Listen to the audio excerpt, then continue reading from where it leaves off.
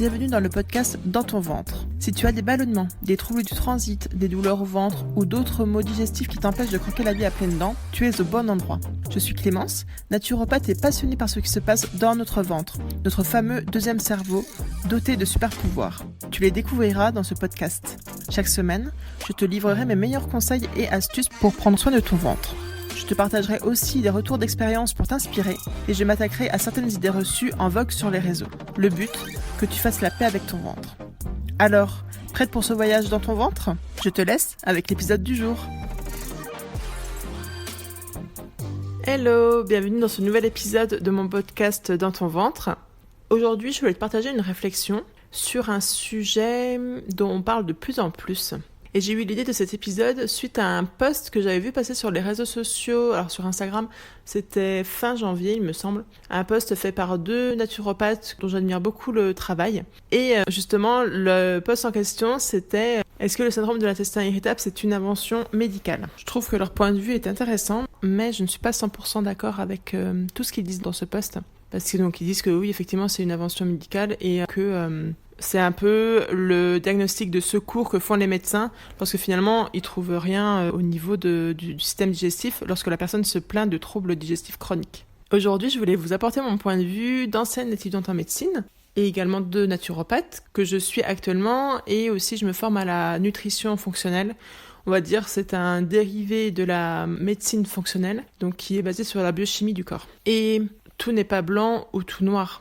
Je voulais vous parler aujourd'hui de la vision que le corps médical a du syndrome de l'intestin irritable, notamment comment il est enseigné aux étudiants en médecine actuellement.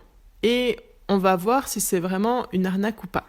Je suis bien consciente que le titre de cet épisode, il est un peu provocateur, mais c'est un épisode vraiment pour vous faire réfléchir par rapport à tout ce qui se dit actuellement. Donc, dans cet épisode, je vais vous parler de la définition médicale du syndrome de l'intestin irritable, des causes de ce syndrome, alors là avec plus un regard de nutrition fonctionnelle, vous comprendrez pourquoi.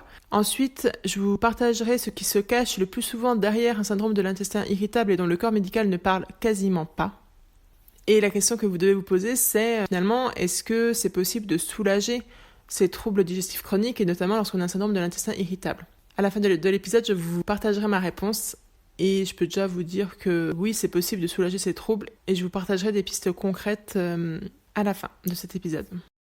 Déjà, qu'est-ce que le syndrome de l'intestin irritable ? Je voulais dire aussi que je fais cet épisode parce que je sais qu'il y a beaucoup de personnes qui sont dans l'errance médicale, alors qu'elles aient été diagnostiquées ou pas. Et juste un disclaimer avant que je vous partage tout ça, c'est vous dire que c'est important lorsque vous avez des troubles digestifs chroniques, des maux de ventre, des troubles du transit, des reflux gastro-œsophagiens ou que sais-je, d'aller voir votre médecin. Pourquoi ? Parce que, on verra, mais le propre du syndrome de l'intestin irritable, c'est de ne pas avoir de cause organique, de cause palpable, c'est-à-dire que tous les examens sont normaux, les prises de sang, la fibroscopie, la coloscopie, les imageries, les radios, les échographies, etc. Mais c'est important quand même que le médecin pose le diagnostic de syndrome de l'intestin irritable, c'est-à-dire qu'on soit sûr, lorsqu'on vous reçoit, nous, en tant que naturopathe, que vous n'ayez pas de problème organique. Donc, quelle est la définition du syndrome de l'intestin irritable ? Ce syndrome, anciennement appelé colopathie fonctionnelle, et c'est un diagnostic clinique qui est défini par la présence de douleurs abdominales associées à des troubles du transit en l'absence de toute maladie organique digestive. Donc, l'ensemble des examens complémentaires sont normaux. Alors là, je m'appuie pour vous partager ces informations sur le Collège d'hépato-gastro-entérologie. C'est un livre dont les étudiants en médecine, les externes, donc les étudiants de la 4e à la 6e année, doivent apprendre tout ce qu'il y a écrit dedans, en gros, pour passer le concours de l'internat. En tout cas, c'était mon cas lorsque j'étais en médecine il y a quelques années. En fait, ce collège est la base de connaissances que le futur médecin a. Voilà, c'est pour ça que je trouvais intéressant de me replonger dans ce livre. Alors là, j'ai pris la version à jour, de décembre de 2022, pour voir un peu ce qu'il en était et finalement, qu'est-ce qu'on apprend en médecine par rapport à ce syndrome. Donc, il est dit qu'il s'agit d'une pathologie bénigne, mais chronique, avec une importante altération de la qualité de vie.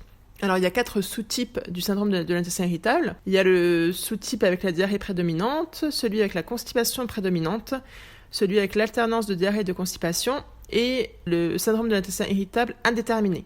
C'est-à-dire que le patient n'entre dans aucun des 3 sous-groupes. Donc, Le médecin, lorsqu'il va étudier ce que vous lui dites, les symptômes que vous lui rapportez et tout ça, il va se baser normalement sur les critères de Rome pour poser son diagnostic.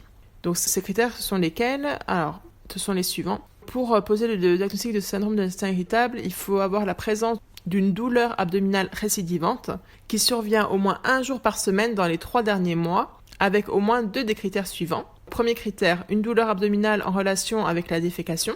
En général, donc, c'est un soulagement des douleurs abdominales après être allé à la selle. Deuxième critère, une douleur abdominale associée à une modification de la fréquence des selles, d'où tous les différents sous-types avec constipation et diarrhée. Et troisième critère, une douleur abdominale associée à une modification de l'aspect des selles. Et on peut parfois retrouver, alors ça peut être un peu des selles explosives aussi des fois, on peut retrouver des aliments dans les selles. Et donc, il est aussi précisé que le début des symptômes doit dater d'au moins 6 mois avant de pouvoir poser le diagnostic. Donc, on est vraiment sur des troubles chroniques. Et ce que je trouvais intéressant dans ce collège, qui parle que le principal symptôme, c'est la douleur abdominale chronique, que ça peut quand même être aggravé par des épisodes de stress, que c'est calmé donc lorsqu'il y a des périodes de repos pendant les vacances, que voilà, c'est en lien avec le transit, qu'il peut avoir des ballonnements abdominaux, qu'il peut avoir une sensation de plénitude ou d'inconfort abdominal. Donc il y a des troubles du transit souvent associés, et qui peut avoir aussi d'autres symptômes comme la satiété précoce, le pyrosis. Donc le pyrosis, ça va être la remontée d'acide gastrique, la pesanteur épigastrique. Donc là pareil, c'est un sentiment, c'est un peu ce qu'ils disent avant. L'épigastre, c'est la région qui est au centre de votre ventre, juste en dessous du diaphragme, donc c'est là où on a l'estomac. Donc sensation de pesanteur, que vous avez peut-être l'estomac qui se vide pas vraiment, que la digestion est longue, etc. On parle aussi de fibromyalgie, et que ça peut être accompagné d'un syndrome de fatigue chronique. La prévalence est estimée à 4% de la population générale dans le monde. En soi, ça peut paraître peu, mais c'est quand même assez fréquent. Que c'est plus élevé chez les femmes que chez les hommes. Et il est quand même précisé, je tenais quand même à vous le lire, parce que c'est vrai qu'on entend beaucoup dire que les médecins, finalement, lorsqu'ils trouvent rien, ils disent que c'est le syndrome de l'intestin irritable. Puis, c'est en gros, débrouillez-vous avec ça, madame, monsieur. Et il faut que vous stressiez moins, que vous mangiez mieux, que vous enleviez les FODMAP, et ça ira mieux, et bon courage avec ça, enfin voilà. Donc quand même, il est précisé dans ce collège, la relation médecin-malade est fondamentale. Pour cela, le médecin doit être à l'écoute des attentes et des questions du patient, et éviter les affirmations inexactes et vexatoires de type « vous n'avez rien » ou « c'est dans la tête ». Donc je trouve ça intéressant qu'il le souligne, parce que c'est peut-être quelque chose qui est remonté, parce qu'en plus c'est surligné dans le collège, donc je pense que ça c'est dans la nouvelle version. Aussi, ce qui est intéressant, c'est comment le médecin est invité à prendre en charge ce syndrome, cette maladie. Donc finalement on peut parler de maladie, en tout cas le médecin émet un diagnostic à partir de symptômes.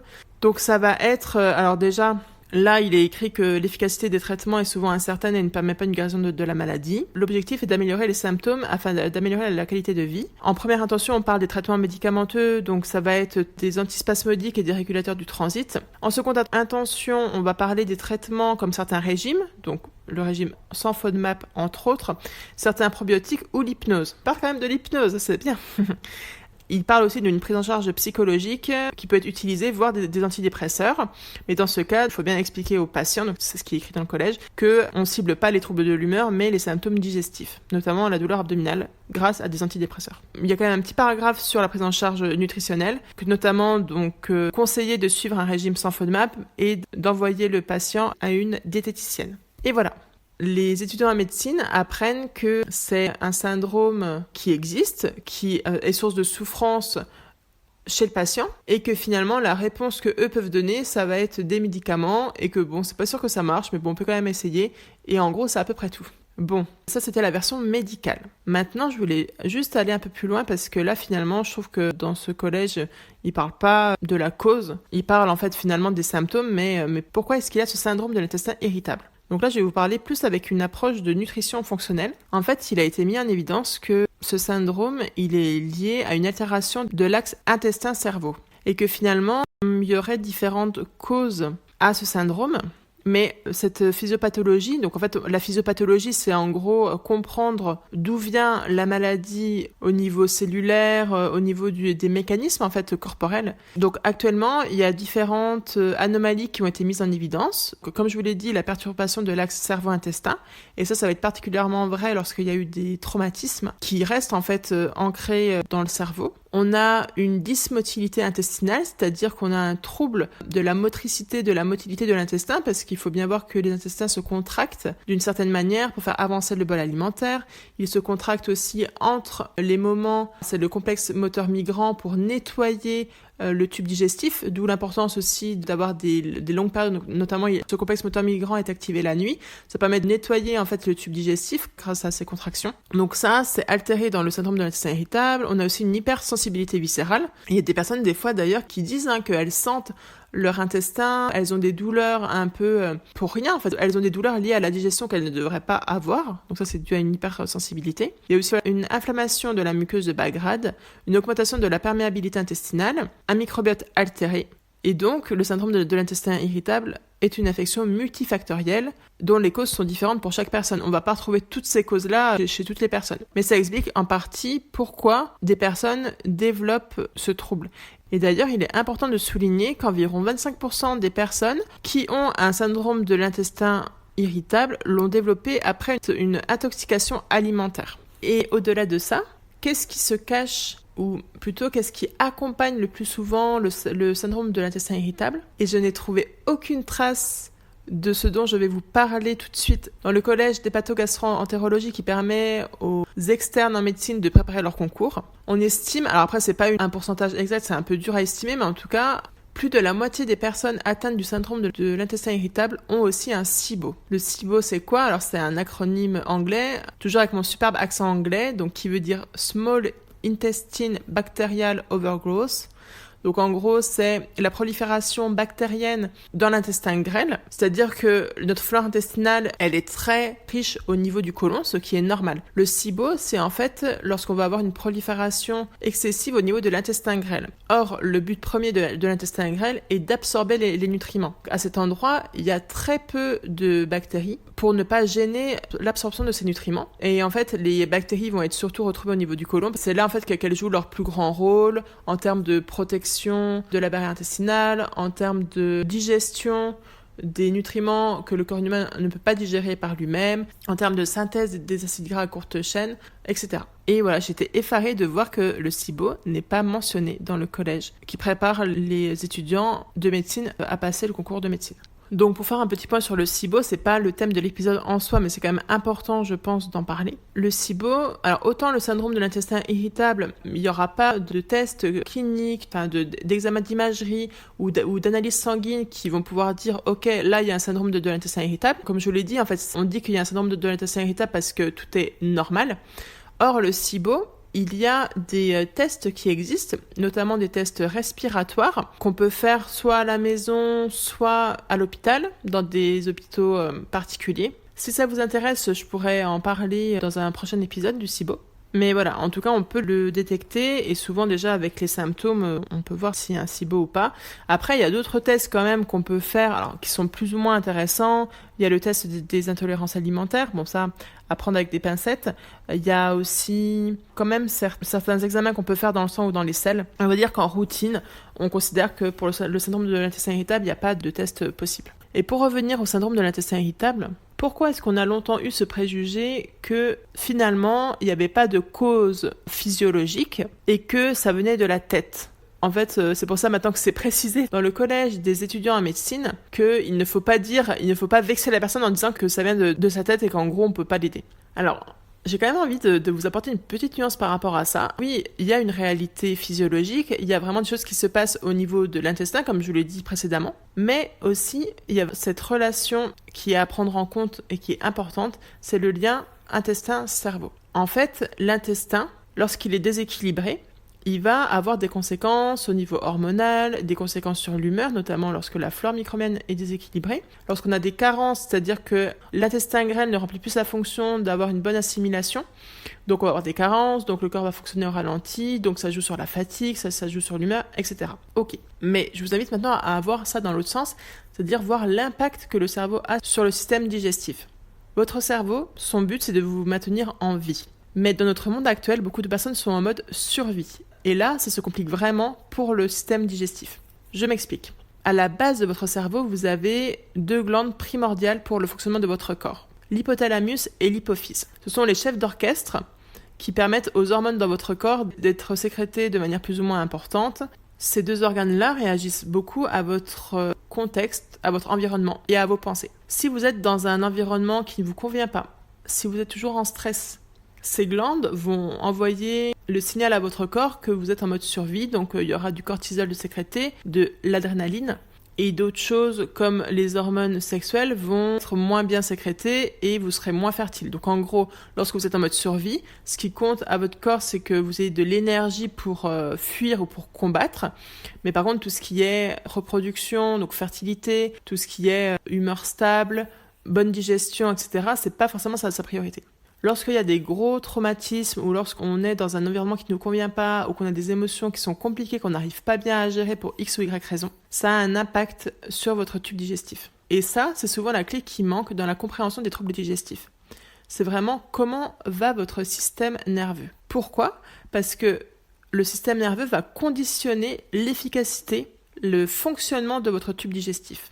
Vous avez sûrement déjà entendu parler du système nerveux autonome, qu'on appelle sympathique et parasympathique. Ce sont deux branches de ce système nerveux autonome qui travaillent en fait un peu en opposition, si on peut dire. Lorsque vous êtes en stress, c'est la branche sympathique qui est activée. La branche sympathique, comme je vous dis, elle a pour rôle de vous faire fuir, de vous faire combattre. Donc, lorsqu'elle est activée, cette branche, la digestion, elle est mise sur pause. Il n'y a pas de sécrétion digestive, le système digestif est au ralenti. Il y a plein d'autres fonctions comme ça qui sont mises en pause et d'autres qui sont mises en éveil. Lorsque vous êtes relâché, détendu, là c'est le système parasympathique qui s'active et donc vous allez être dans les meilleures prédispositions pour pouvoir manger et surtout digérer votre repas. C'est pour ça aussi qu'on dit beaucoup respirez, posez-vous, asseyez-vous, prenez votre temps pour manger, mastiquer, tout ça pour être dans des bonnes conditions. Donc quelque part, en ayant cette vision des choses, on peut se dire ok, en fait, les troubles digestifs prennent naissance dans la tête par rapport à tout ce que je vous ai dit, c'est-à-dire vraiment à cet état de stress constant qui peut être dû à des pensées récurrentes, à des événements externes et plutôt, pour être plus précise, à la vision négative d'événements externes qui nous arrivent.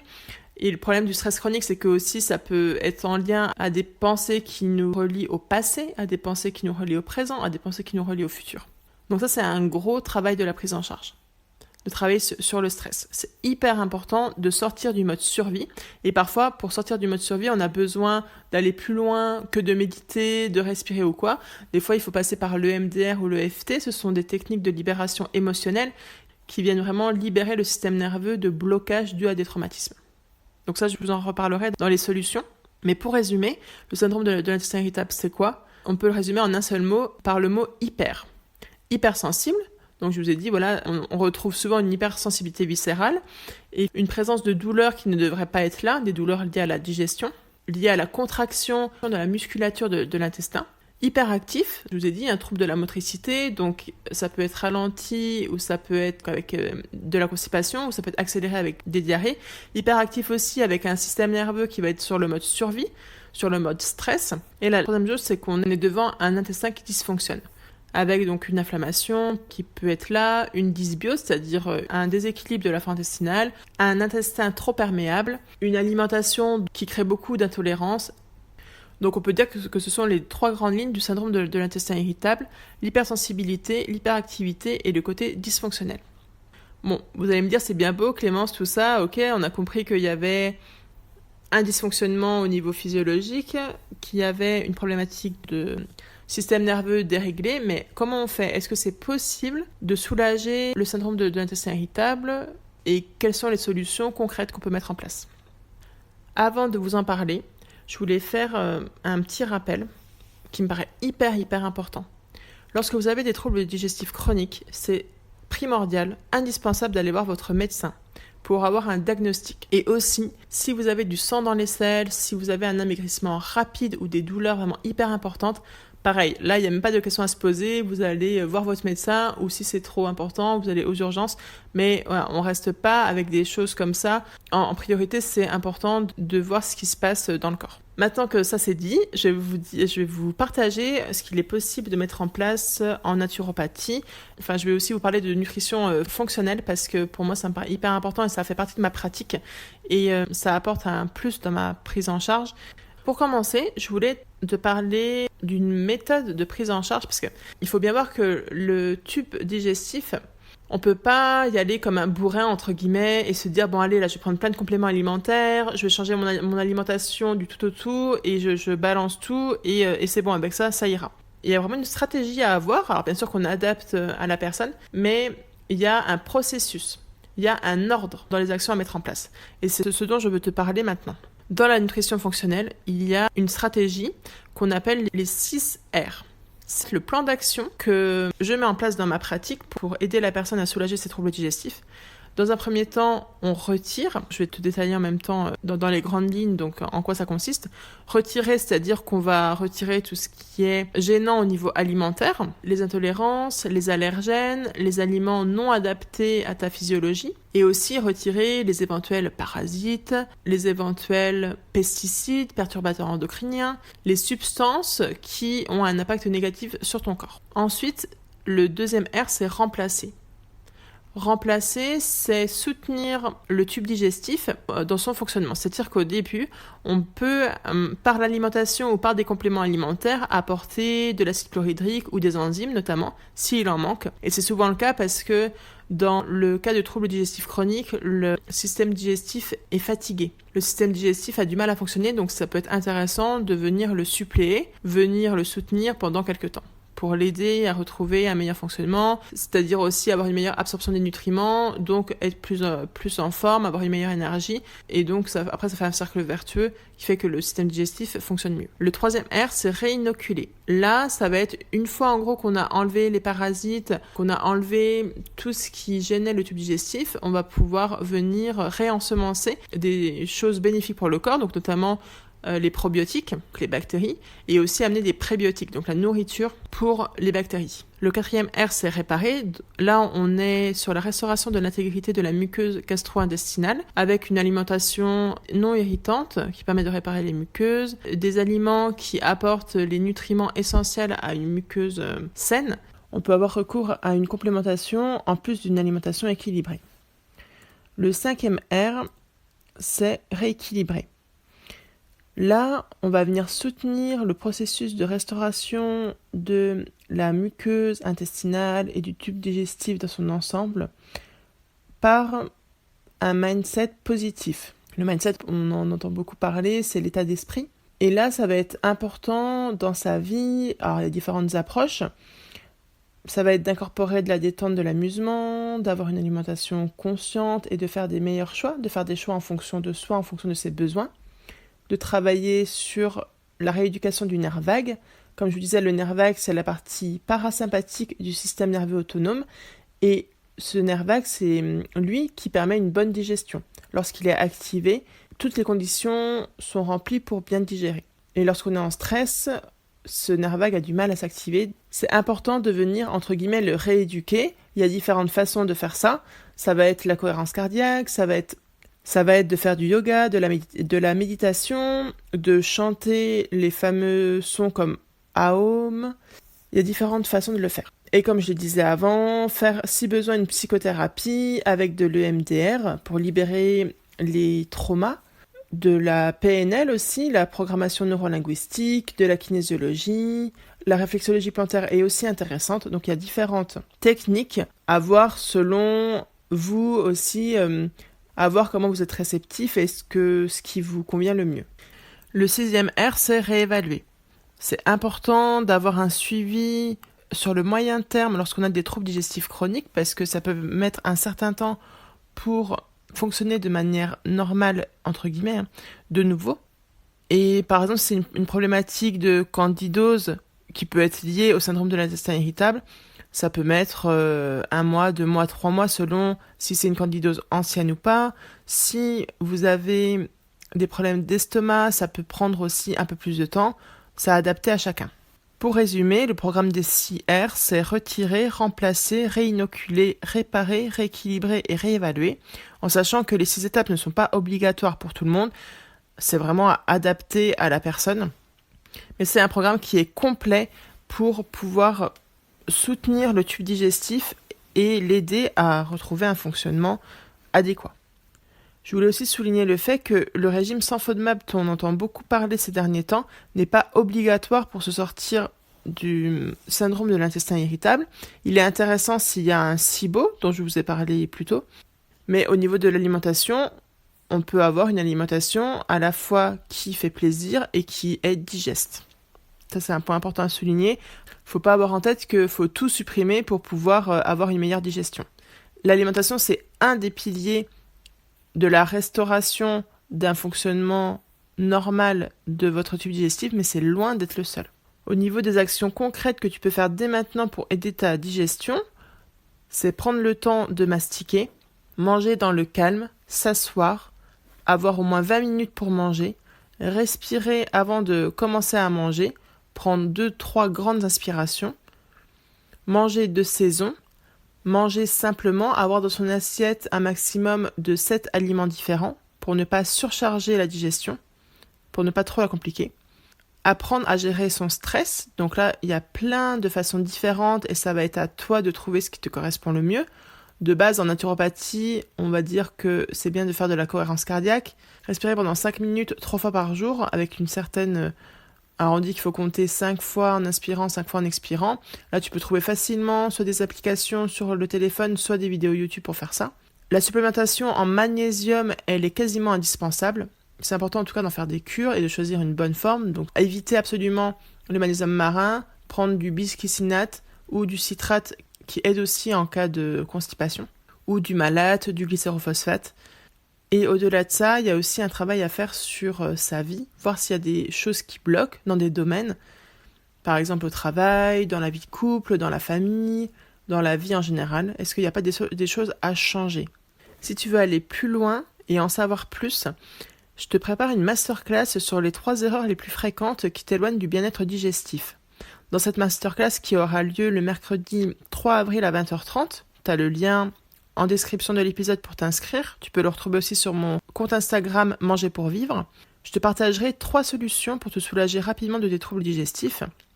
Et je réserve une surprise à ceux qui seront là en direct. Il y aura bien sûr un replay de disponible si tu ne peux pas être là.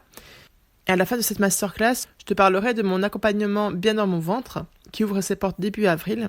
Et c'est un accompagnement qui comprendra à la fois des suivis individuels et des suivis en groupe. Le but, c'est que tu retrouves une digestion sereine, sans régime restrictif.